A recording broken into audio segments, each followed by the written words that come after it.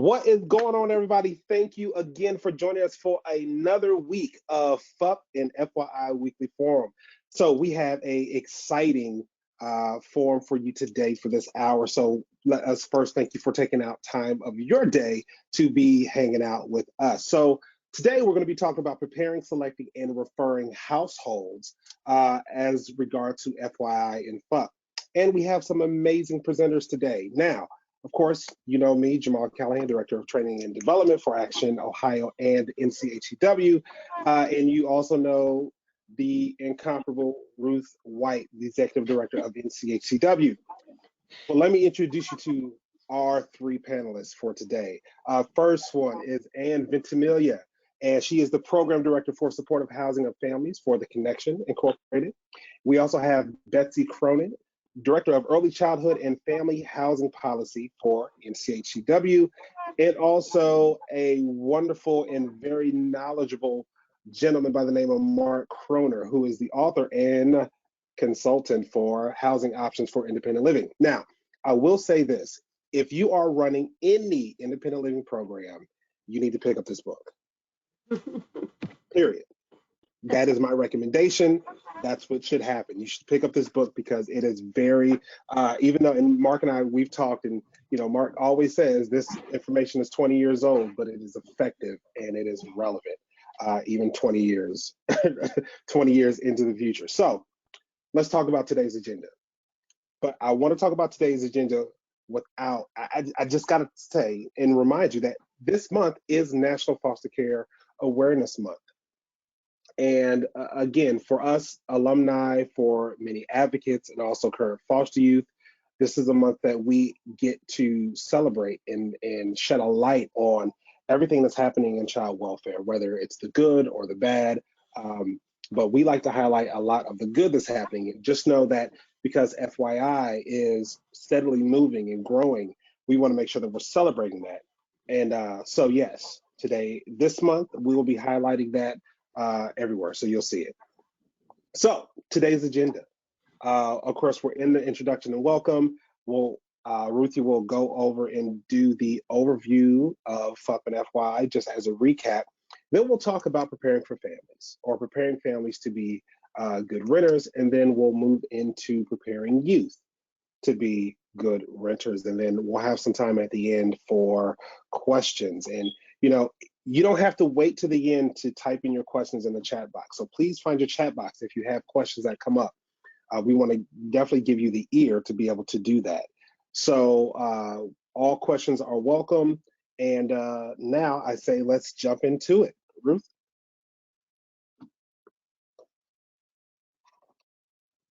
Hey, so thank you, Jamal, my partner in crime. Before we start, we always want to say thank you because an extraordinary thing has happened at HUD.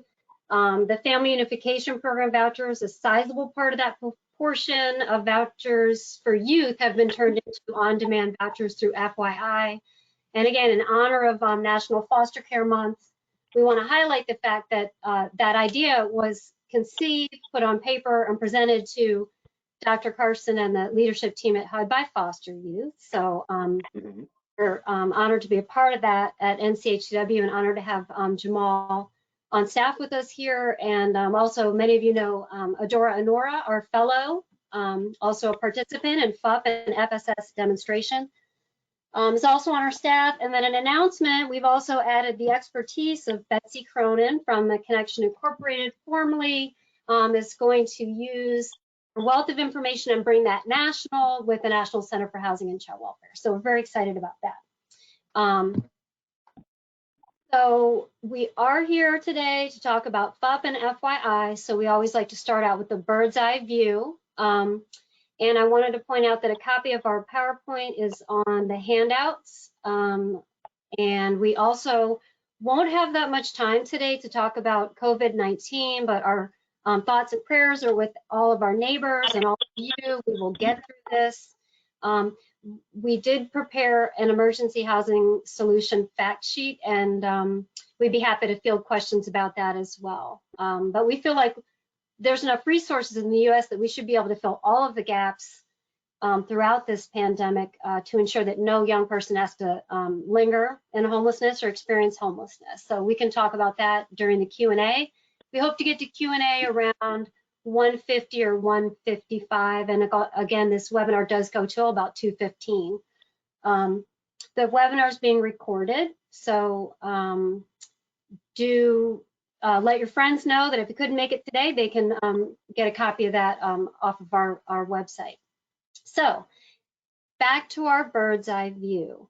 What we're really going to focus on today, is this portion. So we really want to talk about, we're going to focus heavily on what the child welfare system can do to identify families and youth in need, to prepare families and youth in need for both FUP and FYI, and then hand them off to the public housing authorities with some landlords selected and recruited.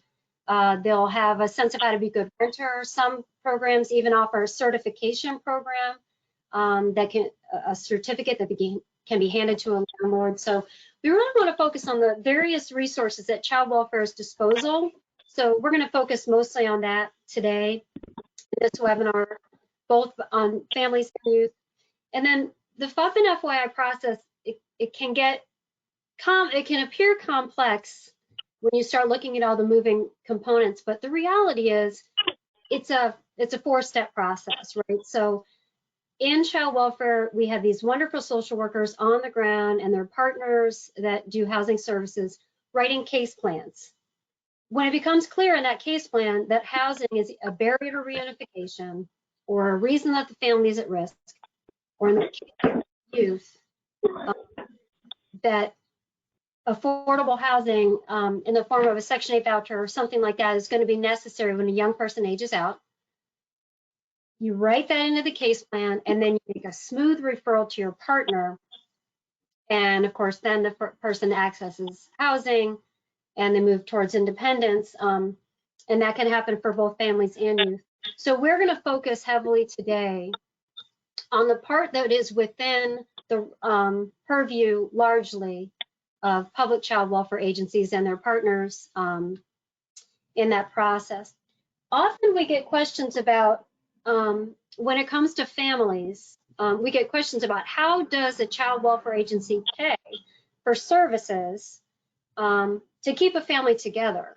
And so we're going to start off today's presentation talking about families, and then we will transition and we'll have Mark Kroner and Jamal talk about youth. So right now, let's focus on families. It is the case that child welfare agencies have at their disposal money that is flexible. Now, what you often hear folks talk about is this portion, Title 4E. So that's federal money under the Social Security Act that goes to child welfare agencies to support families. Very little of that money can be used flexibly to keep families together. Now, there is a bill that passed, a law, the Family First Prevention Services Act, but it is still the case that Title 4E is largely locked in to foster care placement and the reimbursement for that. But everything else on this chart is flexible. And you'll see that 55% of all of the money that's available is state money. So the Connection Incorporated, Ann Ventimiglia is going to talk about how the state of Connecticut, we also covered this some last week, uses this state money flexibly to subsidize rent and provide case management to prepare families to be good renters. But it is also the case that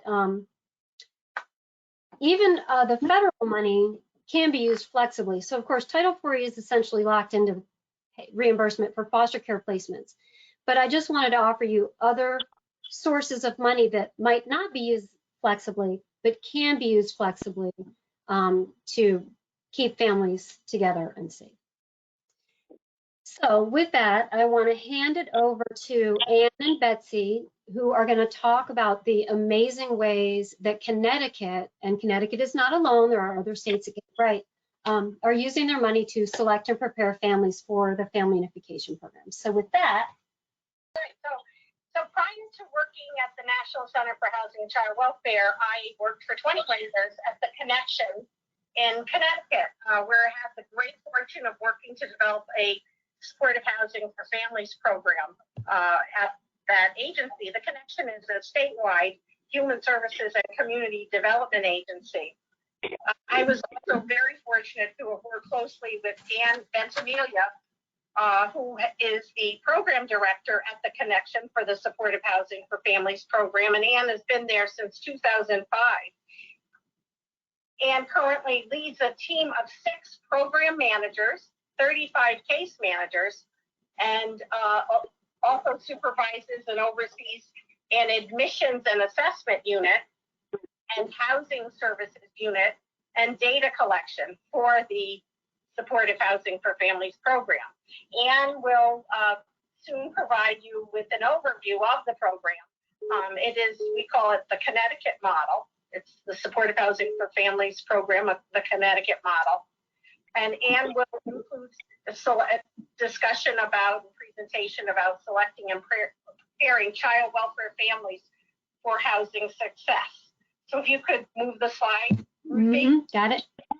Just so by way of background, an introduction to the Connecticut model. In 1997, the Connecticut Alcohol and Drug Policy Council identified a need for home-based services and housing for parenting women in recovery. The Department of Children and Families, which is the child welfare agency in the state of Connecticut, put out an RFP request for proposal to address the identified need for these services and housing. And the Connection responded to the RFP with a proposed model of scattered site supportive housing for child welfare families for women exiting residential substance abuse treatment. The Connection was awarded the contract for these services in 1998. Unfortunately, at that time, HUD also had Section 8 Family Unification Program vouchers dedicated to the program. It was, you know, they were small in number at the time, but so was the program of the small pilot. Initially, the program was launched in the state of Connecticut to house folks in New Haven, Middletown, and Groton. The next slide, repeat. So in 2001, fortunately, the Department of Children and Families elected to expand the program statewide and also expanded the referral base to include all families for which housing was a barrier to family preservation or family reunification. As a result, the program evolved from a program designed for women in recovery to its current status, which includes all families in need of housing when housing is a barrier to family preservation or family reunification. So now with this, I'll turn this over to Ann Ventimiglia, who will go into more detail with regard to the Connections Connecticut child welfare model and talk about the screening and eligibility criteria as well as services preparing families for housing. Jamal, do you have Ann on the phone?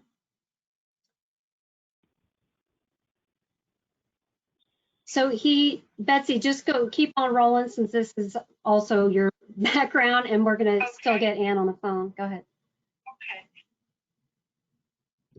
Okay. So basically,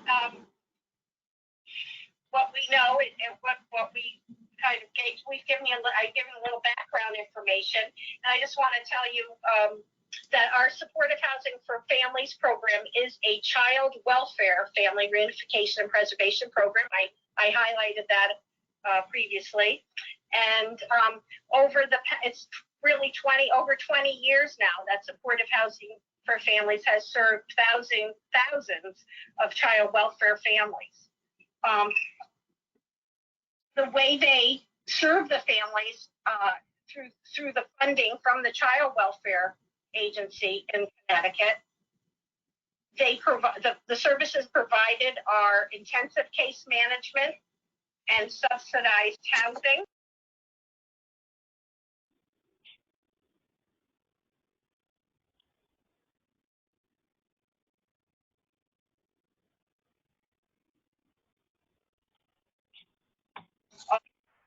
having our program, the program on the ground, the connection has served more than 8,000 children, and they've been either reunified or preserved with their families.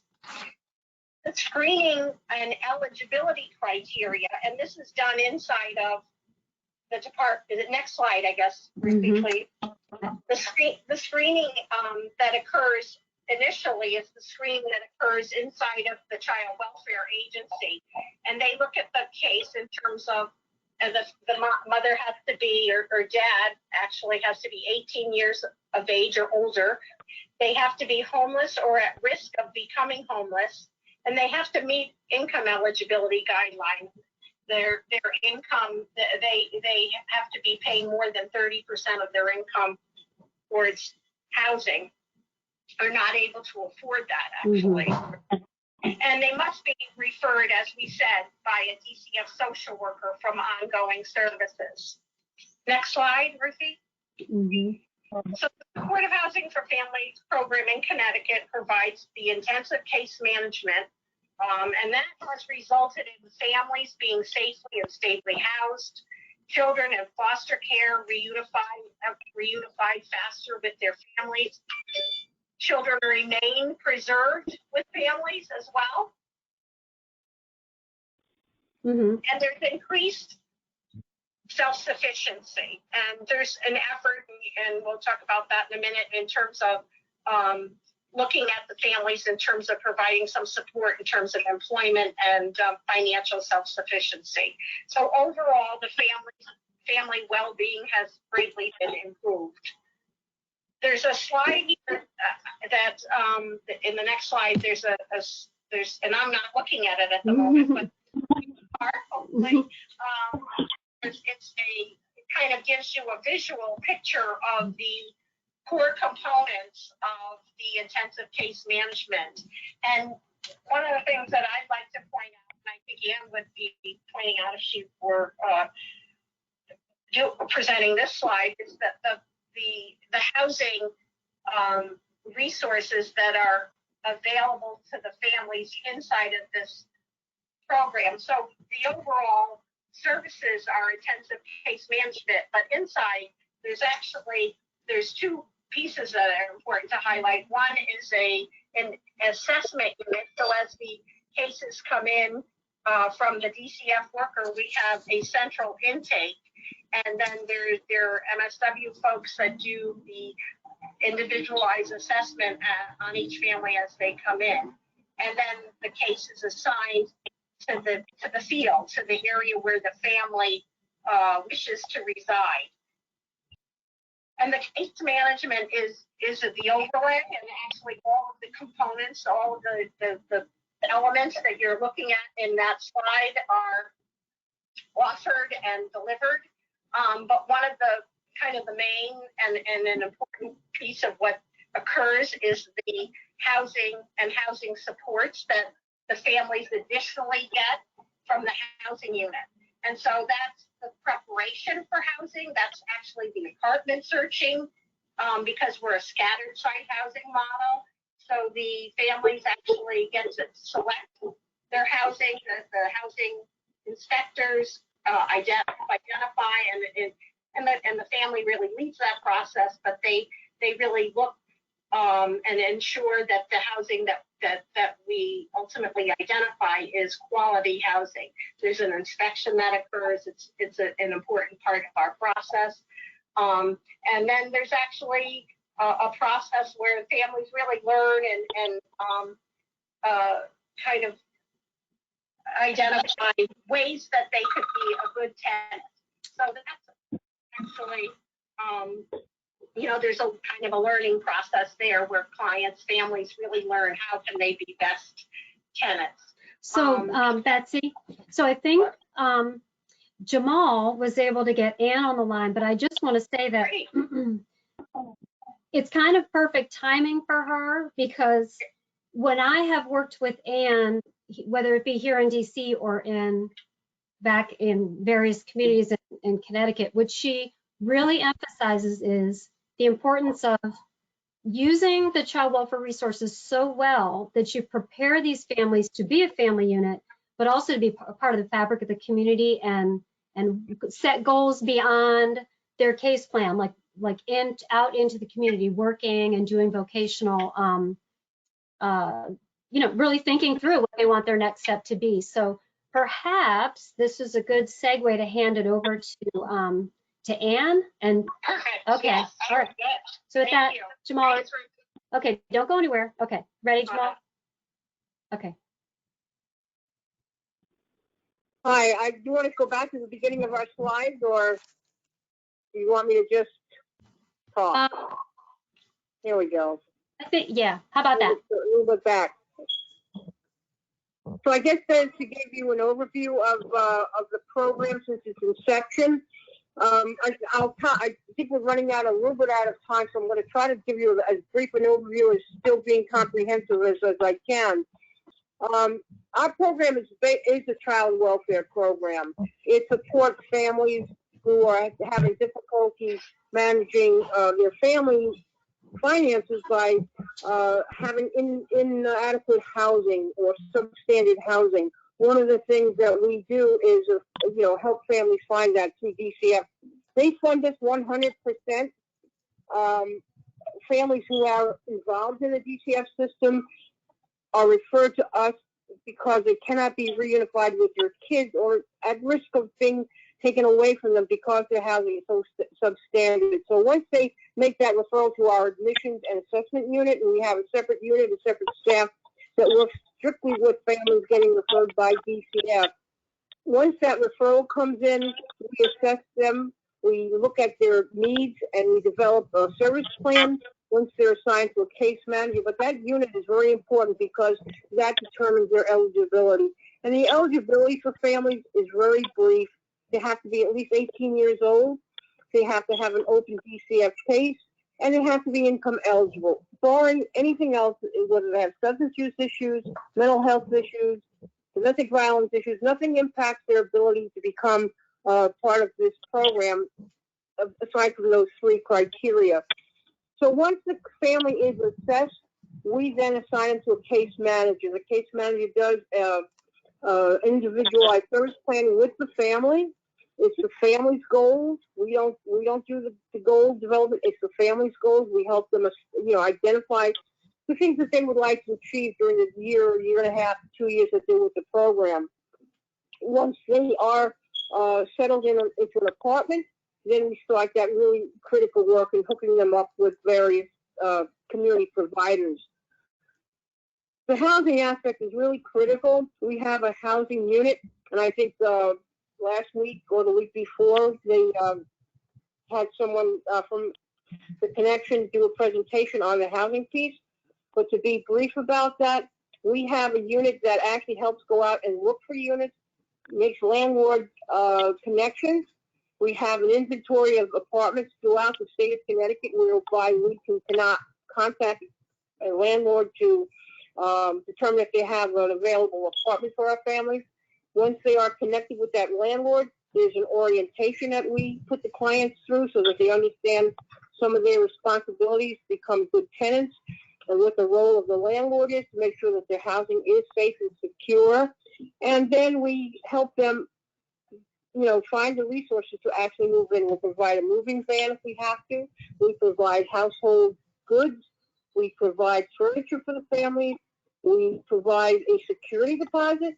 We provide a temporary subsidy up to a full subsidy if they're unable to pay. If they have some income, then we ask just a $50 minimum towards their rent.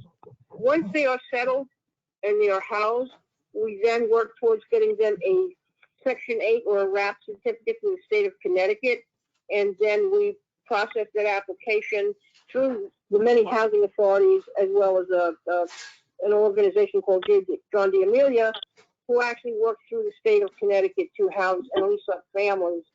Once the family is leased up, we continue with the case management services for a period of about a year, depending on the circumstances. Because one of the things that we have found over the years is that housing a family is not sufficient.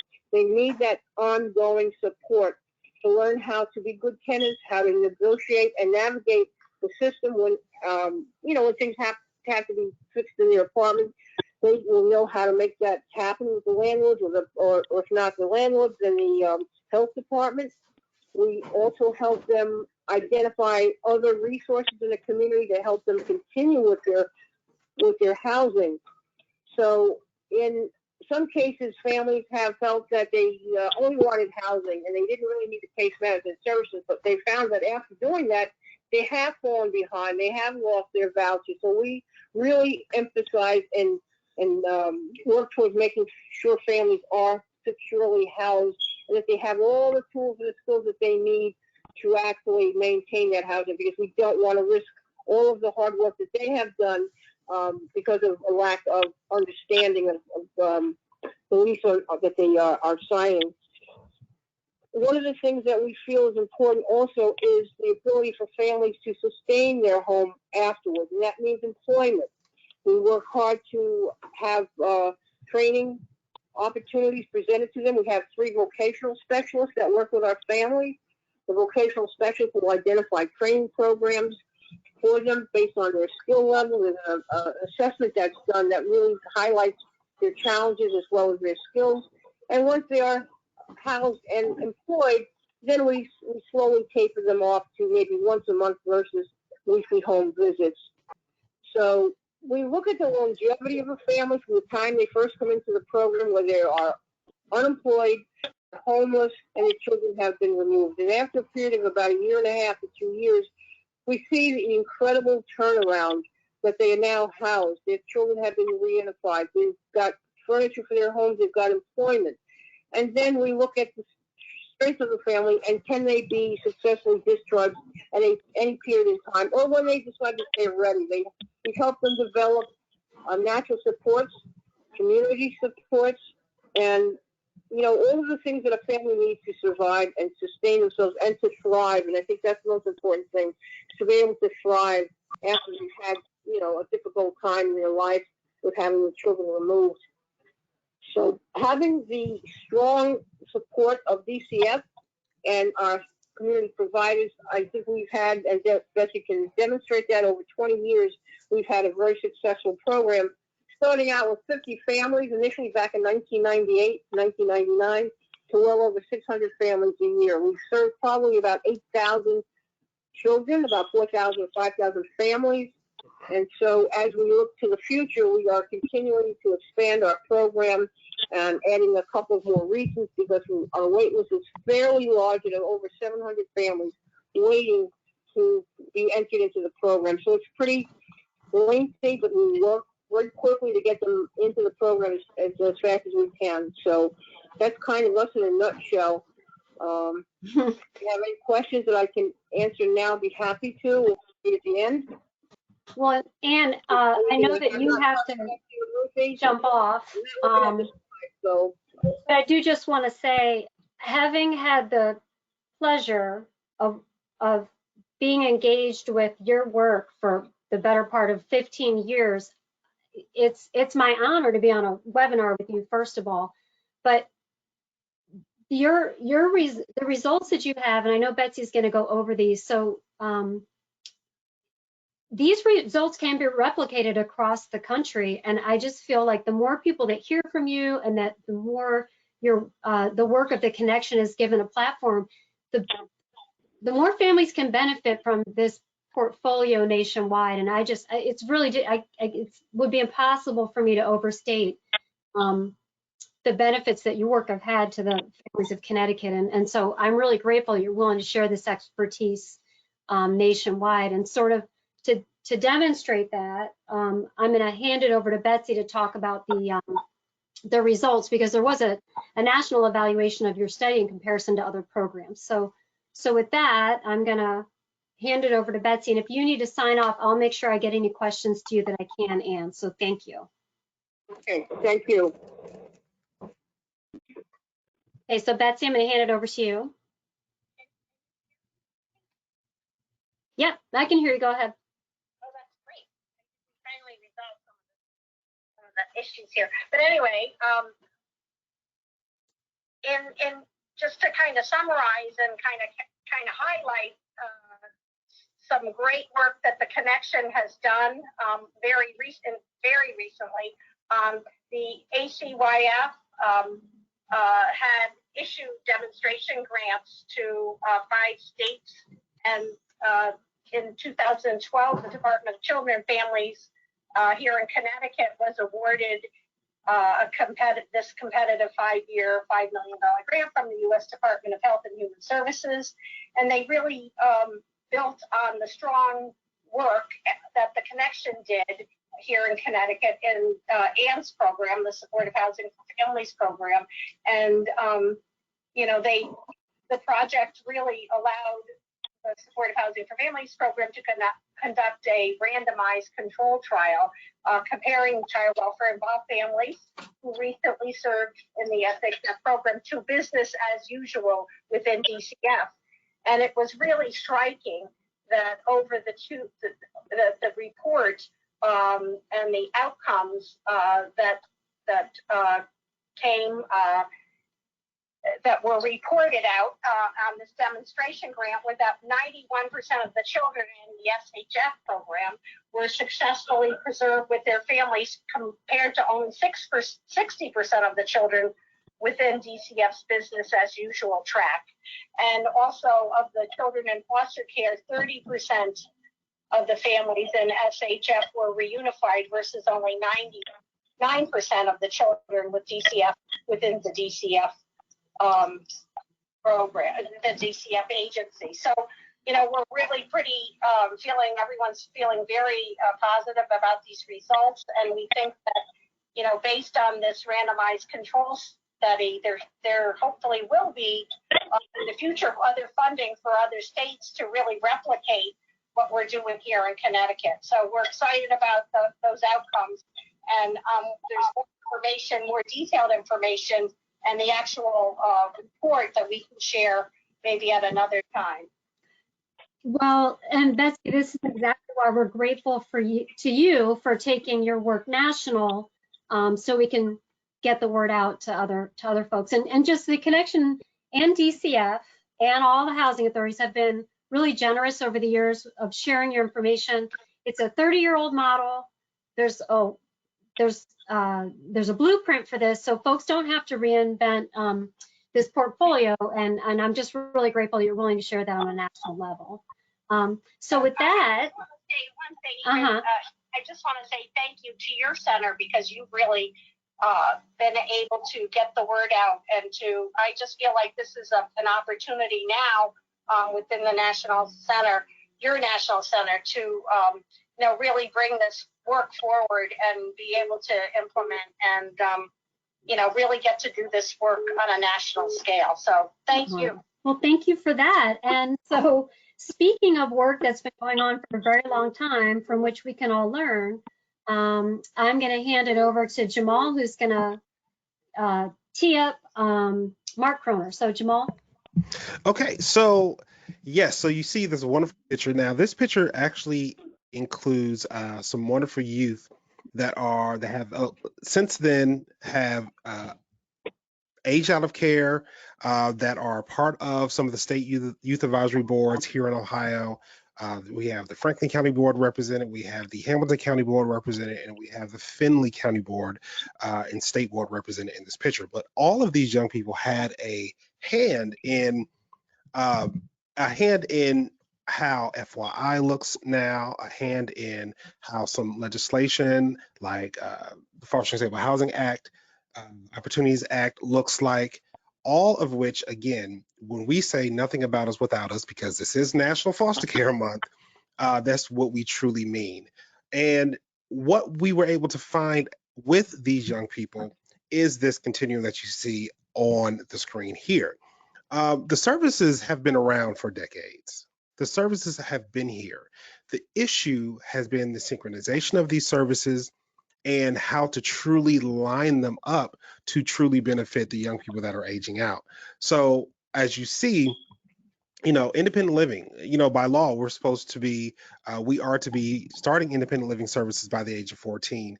But by the age of 18, when kids age out, the funding sources for housing should happen under state and federal child welfare funds. So for those youth that are going to be, that's what we're going to be focused on, right?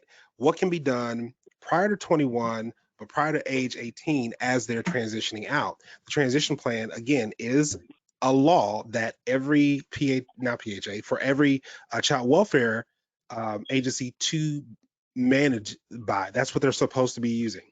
So what Mark is going to do is actually discuss some of the numerous tools, some of the wonderful work that he's been doing over all of these years. And there's one synergy thing that's happening, is a lot of these programs that have been happening and a lot of the expertise, they've been around for over 20 years.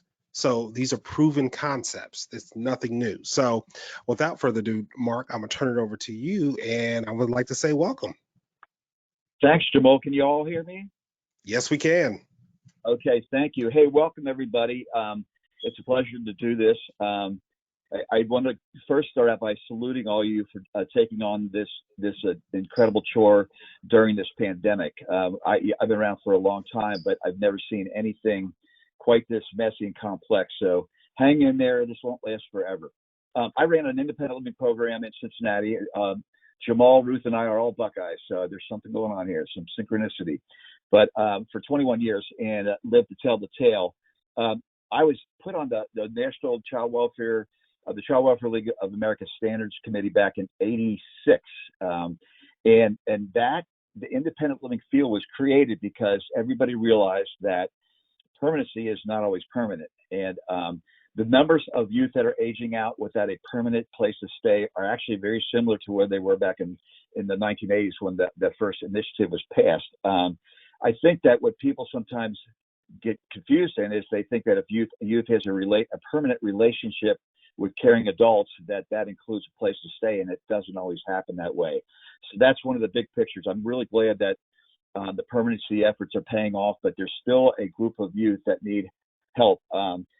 And they need housing help. And there's the federal law requires that housing is part of the transition planning that needs to happen when a youth turns 15 or 16. What I learned in my 38 years of experience is that American youth, including my own, are not being taught the basics of adult living at home, at school, in the media, and they're not being taught that by foster parents, by group homes, wherever they're staying. It's just something that people don't really address. So you have kids in high school that are learning Russian and calculus and medieval history that don't know what a lease is, a landlord, late fee, and that's leading to a lot of these youth becoming homeless. So that's why we need to address this. What I learned early on is that most youth learn best through a combination of experience, trial and error, with a lot of individual support and counseling. So I was my 21 years, the youth were gone by 18 or 19. That was before Ohio went to extended foster care to 21. So we knew that we needed to start early. So we started a countywide self-sufficiency training program that was open to youth regardless of where they stayed.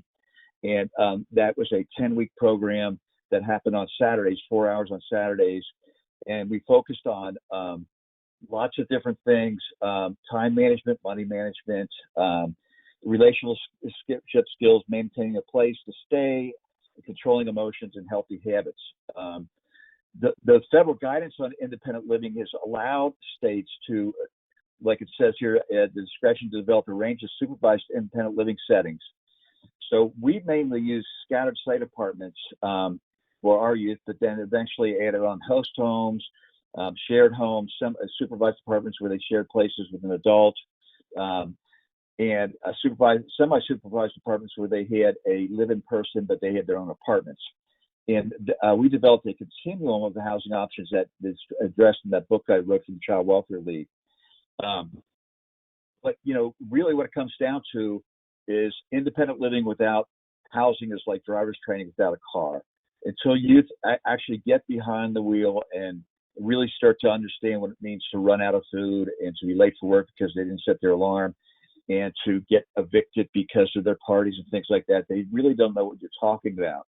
So the combination of life skills training before they leave foster care, housing experience while they're in the child welfare system, and then assistance with the transition into the adult world with housing resources in place, which is what Ruthie has done a lot of work in. But another piece of this is getting the entire system involved in self-sufficiency preparation, and that means training foster parents, group home staff, youth workers, CASAs, GALs, juvenile court judges, probation officers, anybody that's working with youth, and ask them to help with the self-sufficiency training process. We got to the point for a while in our county where the juvenile court judges were mandating that kids attended our self-sufficiency classes. And then we started doing regular ongoing trainings for foster youth. And we had a program called Moving Youth Towards Self-Sufficiency, and invited any adult that was just interested, including just the general public. And always had really good turnouts. People love the training. It's a really fun thing to do. I actually, while I was running these programs, did the life skills training myself because I didn't want to let that go. So I would meet these youth, work with them for 10 weeks on Saturdays. And then when they came into my housing program, I knew that they kind of knew what they were getting themselves into. And we saw a lot of success. While I was there, over 30% of the youth that left our program took over the leases on their apartment. And these are kids that were under 19. So it can be done. And it takes a lot of work. I think what it is you have to have an agency that really takes this on and owns it and makes it happen, and it does whatever they have to do to get this up and running. Let's see. Yeah. So I think that's the main points that I wanted to make. The other things that I think that can be done is we created our own life skills workbooks and had youth work through that. There were incentives for completing them. We gave copies of the workbooks to the foster parents and group home staff, so they started to look at things they could do to help their youth. And we start doing things like you all might be familiar with Independence City. It's a simulated city where youth come in and learn how to manage their money. There's just a ton of things that you could do. There's great videos out there now. There are games. We also use former clients as trainers, and that was really powerful. We'd bring a 22, 23-year-old that came through our independent living and housing program, and regardless of how well they were doing, they would talk to the youth about what it took for them to succeed, and they became actually much more effective than some of the adults that we had as trainers. So Mark, let me ask you a question. I know because I do facilitate life skills classes as well. How important is it in this time, do you feel it is, to innovate and do more things, kind of not necessarily off the cuff, but to really engage technology, to really make sure that the young people who are experiencing the classes really take something away from it, to the point where a lot of these ILP programs, and we kind of talked offline about it, are measuring not just those hard skills that young people are supposed to have, but those soft skills or those unmanaged skills that we're supposed to have. Yeah, I think that's extremely important. As a matter of fact, that might be even more important than the hard skills. I think that, as everybody knows, we need to address the trauma issues, the attachment issues, and that needs to happen concurrently with the life skills training. So I think that the whole idea is to just jump in with these youth and get really involved with them on every level and to see what they can and can't do. I had a lot of youth that came from really traumatic situations. Once they got into their own apartments and felt this incredible sense of power, like they finally had control of their space and their time, and they started to mature at a rapid pace. And they were all ears. They wanted to learn everything we had to teach them. But I think that addressing the trauma, the abuse that they went through, the dysfunctional parenting is a real issue, because a lot of them have learned just bad, their idea of how things happen, what cause and effect is not really all that good. And they were raised by people that, taught them dysfunctional ways of thinking. So you have to address those things while you're teaching them money management, time management, things like that. Yeah, and that all kind of folds into being a good renter, as we talk about how to prepare our young people to be those good renters. You have to be able to encompass all of that in your program. Right. And one of the things that we did during the self-sufficiency trainings is we would bring in real-life landlords. And I had a staff for a while that was, one of my case managers that was a landlord. And he came in and did this great presentation. He had this scoring sheet. And he came in and said, here's the actual the list of questions I ask people when they rent from me. And they have a point system. If they have a job for every year, they get a certain number of points. If they rent a place and get a good reference, they get so many points. If they have a felony record, they lose points. If they've never had a job, they lose points. And then he does mock interviews with some of the youth that are at the training. So making it as real as possible and getting them in touch with real life landlords, then once they get into an apartment that you're renting from a real life landlord, they kind of know what's expected. It's funny, last week we had Jesse Rivera talk about landlord recruitment, and in the course of that, we mentioned HUD's recent work to survey landlords, like what are people actually looking for? And it's so funny that you say one of your case managers was a landlord. The vast majority of the landlords are mom and pop shops. They have like less than 4 units or something, and so they really just want people to pay their rent on time and tell them when stuff is broken. So did you kind of find that when you brought your landlords in to talk to the youth? Oh yeah, the landlords most of them were great. They knew what we were dealing with, and they gave the youth a lot of slack. But they also, we almost saw them as part-time staff at times, because they would call us up and tell us things that were going on. But we would sit down with the landlords and the youth and say, okay, there's an issue here. This is, in this case, we're on the landlord side, and so yeah. Engaging landlords and engaging resident managers and office managers of large complexes is all part of the game.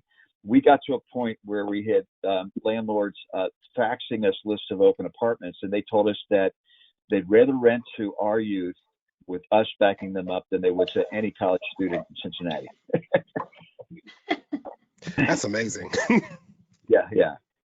An interesting thing to do for people that are considering doing this is to talk to the freshman dorm resident managers at the local colleges and ask them what their job is. And it's exactly identical to what we deal with, the same type of issues of youth moving out for the first time and having all this freedom. But, once you get going on this, once you get one landlord that's on board, that landlord can be a reference for you for the rest of the landlords that come in.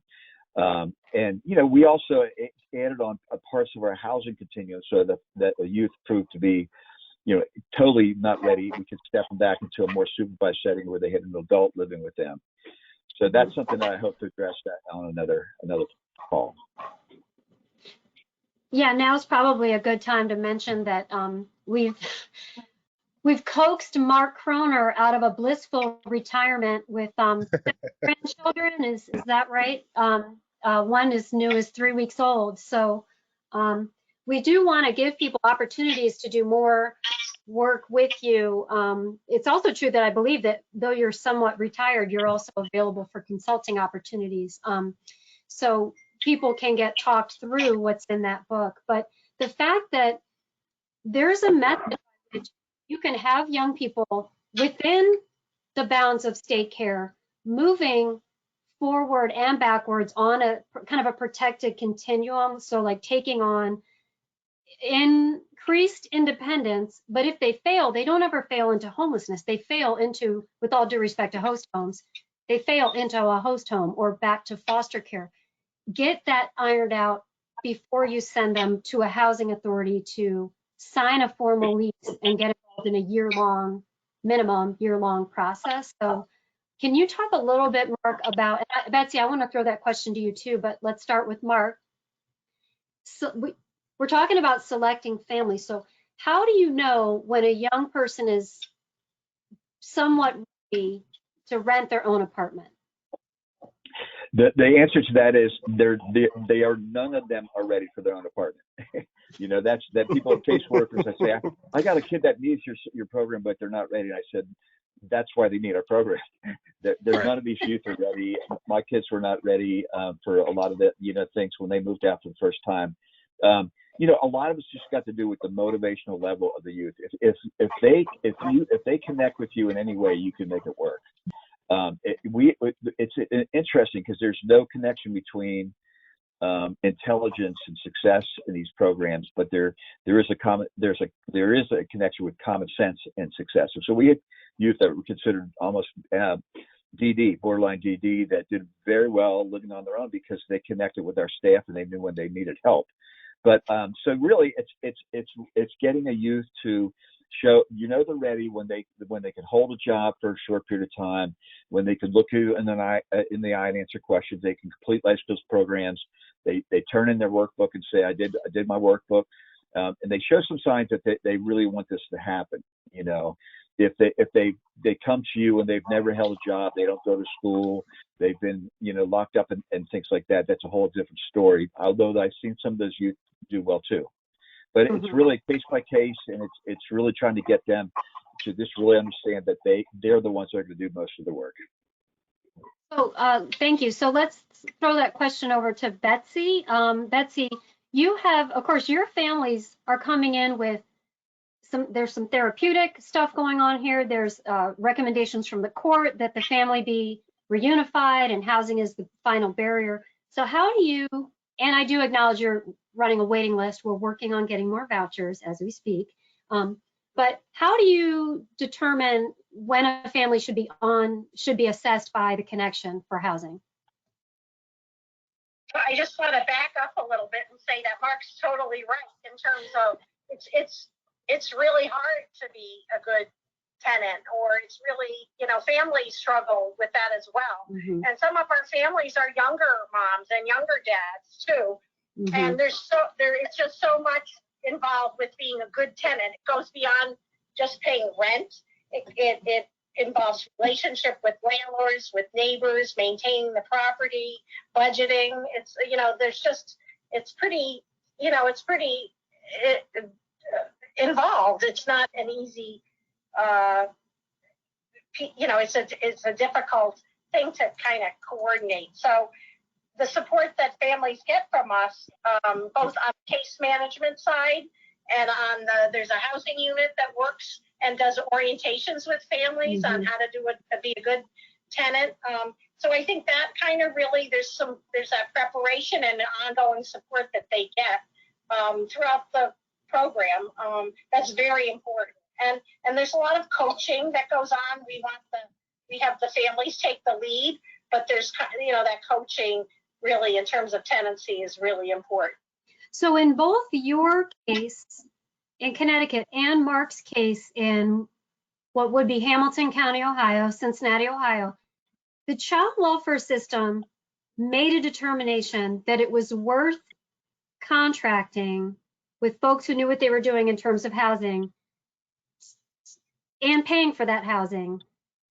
It was worth the state's time because essentially you show a cost savings, and so we have a cost benefit analysis, but Connecticut had done its own cost benefit analysis showing, want to mess up the numbers, but it's something like the $7 million investment in RAP certificates, which is permanent housing, and a $1 million case management contract to the connection saves something like $12 million in child welfare costs. So that is available on our website. But I just want to say, what kind of work did you have to do, and Mark, in your case with the Hamilton County child welfare? Actually, let's start with Mark. Mark, Hamilton County provided you with what you needed to be able to subsidize rent for kids who are even 18 and under. How did you pull that off with the county child welfare agency? Well, I think they just looked at it as another alternative in the child welfare referral process. That they had group homes, they had foster homes, they had residential treatment, and they had independent living. So it's really basically taking the same pie that existed and dividing it up differently. And I think while I was there, independent living was the least expensive of all the placement options. And we saw youth that were in group homes that were not doing that well in group homes come in independent living and do better because they weren't around 12 other emotionally disturbed youth, And I think that over time the county saw that, some of these youth could handle this very well. We actually had a number of 16-year-olds that were referred to us, and a lot of times they were young kids that showed up at a runaway shelter saying that they couldn't live at the group home they were at, they couldn't live at the foster home, and they just wanted their own place, and they were ready for it. They were emotionally mature enough, and they went through their last couple of years in the child welfare system living on their own.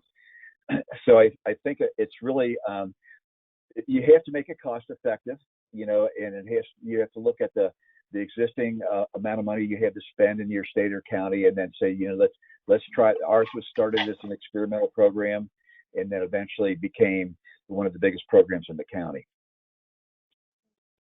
Beautiful, thank you. So Betsy, how did you pull off your work with the state? Well, there absolutely is a cost savings in terms of, particularly with reunification. I mean, the cost savings that has to do with foster care is tremendous. The social or the implications in terms of the family, a dollar amount on that in terms of reunifying the family. So there's tremendous cost savings. And I just want to reiterate that I didn't add it as a handout today because I didn't think about it, but I will send it out with a follow-up email, also with people's contact information. So you have it, but there is cost savings. But I think it's interesting. I'll hand it over to Jamal, but my parting shot is Betsy had a line in there that she mentioned very quickly, and that was, you'll never calculate the emotional toll on these families of being separated. You'll never calculate that. And you'll never calculate the emotional toll on social workers who are sending young people out into emancipation with a bus ticket to a men's shelter. So we'll never put a price tag on that. But it is true that we can look at the bottom line, and there is tremendous cost savings. Urban Peak in Denver, Colorado, actually did study the cost of what Mark's describing versus a child welfare placement, and it's a tenth of the cost. So if a child were to go into a residential treatment facility, it'd be around $5,600 a year. They can serve a young person for $5,600 in an affordable housing unit with Section 8 voucher and supportive services, because we can see that people do need supportive services. So we would urge you to look at that, but also today's webinar was really about raising your expectations and also helping child welfare folks feel comfortable making these calculations about how to be a little more flexible with their funding. And we're going to go through some very difficult budget times with what's going on right now with the economy essentially being on hold. So we're cognizant of that, and we want to help you walk through those things. With that, I think other questions, I'll go ahead and get emails out to respond to those individually, but I want to hand it over to Jamal to close us out. So thanks. Well, and I know, yes, thank you to everyone who has listened in or chimed in. I mean, we've had a boatload of expertise on the webinar today, and I know I'm thankful. Anytime I get to sit in a room and study under Mark and listen to what he has to say, it's like a pleasure. But we have a lot of communities and a lot of organizations and agencies that are doing the right thing when it comes to independent living and preparing young folks. It's just where we truly need to continue to bridge that gap is with ILP and housing. Yeah. That's where we truly need to focus on bridging that gap, because unless we do ILP effectively, that's when our young people will then, even though they're not ready, we know 18-year-olds are not ready, we know 21-year-olds are not completely ready to be on their own. But one thing we always say is, how do we help them to learn how to live interdependently and self-sufficient? So once we get to that point, the FYI vouchers will be an amazing resource. ILP will be under child welfare, will be an amazing resource. This is just what we need to do to make things better. And as we continue these webinars to enlighten and inform, we're going to make sure that that truly happens. So I want to thank everyone that, again, has tuned in. Thank you to Betsy and Mark and Ann. Listen, we're here for the long haul, and If you haven't heard about FYI, I mean, we continue to get news about young people being housed through FYI. So stay tuned. Stay tuned to NCHCW's Facebook page and website where the recordings will be housed. And if you need anything, feel free to reach out to us and tune in next week. Tune in next week as we go over services and economic success. So please don't register now because it's going to be a full house. And do not forget to catch Ruthie and I on our open forum Fridays, every day live on the NCHCW Facebook page at 3 p.m. This month we are hashtagging Foster Youth Fridays. So that's where we will be 3 o'clock on Fridays. So, and again, any other questions or you want to learn more, just hit www.nchcw.org. And again, we are here to answer your questions and get you linked up with your housing authority or your child welfare agency to make sure that we are doing the right thing when it comes to housing young people. So with that being said, thank you everyone, and we will see you next week. Bye. Thank Thanks, you. Jamal. Bye-bye. Thanks, Mark. Thanks, Ann. Thanks, Betsy. Bye. Bye-bye.